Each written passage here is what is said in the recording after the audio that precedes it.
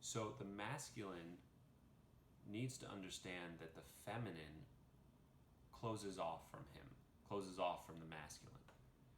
And, in each of us is this masculine and feminine energy, and I implore you to figure out what is yours, what is dominant inside of you, because we need this polarity. We need to be in that charge where one of us occupies a state more than the other, and the other occupies the state that we choose to be in less, that we activate less.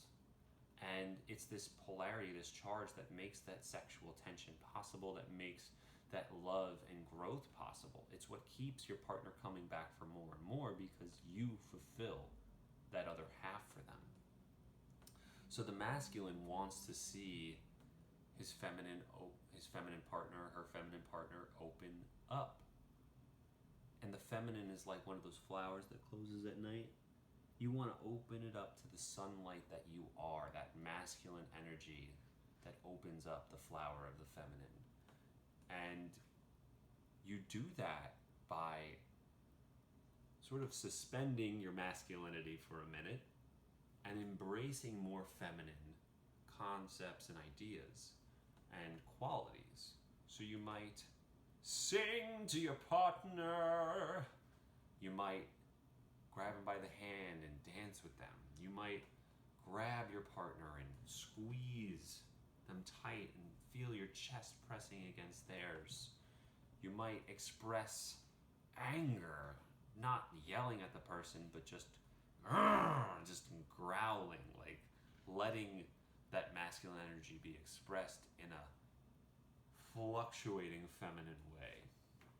And you do things to engage your feminine by talking to your partner, by letting your feminine partner do the talking and explain what's on his or her mind, and allow your partner to just go through their thoughts, ask their questions, and you don't have to be certain. There's a moment where you'll know that they need your certainty as the masculine person. But then on the other side of it, in order to help your feminine partner open up, you need to just be present and listen and give them your open attention. And then you need to go and fulfill your masculinity. Be around friends who help exponentially grow that masculinity. You need to explore what your own masculinity means. So on the flip side, if you're a feminine person and you're looking at your masculine partner and you're saying, wow, they just kind of don't understand me and what to do. And they're always offering me answers and they're just never really listening. Well, you, as the feminine person, are now responsible with this knowledge to help your partner understand that, hey, I love it when you're my manly whatever, manly woman, manly man.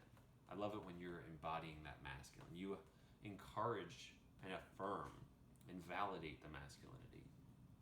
As the feminine, you offer your uncertainty to help your partner offer their certainty, to open up by giving you those direct answers, by helping them be more certain, by helping them be more confident in what they say and suggest. And the feminine helps the masculine grow by understanding that men need certainty and direction.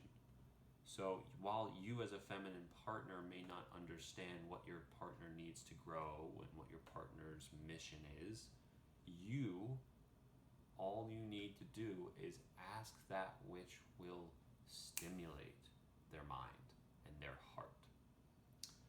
And, how does the masculine handle the feminine? How does the feminine handle the masculine? Again, it's about understanding these differences in the polarities and realizing that the sexual tension, the tension in the relationship needs that charge. You need to embody what you embody. And if you are a feminine woman, realizing that you're with an effeminate man, then you either need to help them activate their masculine more, or you might need to move on. Likewise, if you're a masculine man and you find that you're with a woman who won't give up her masculine drive, then you need to figure out how to navigate that one as well. But if you're finding that you both are sort of meeting in the middle, where you're sort of ambiguous on what you are and they're ambiguous on what they are, then the tension kind of evaporates.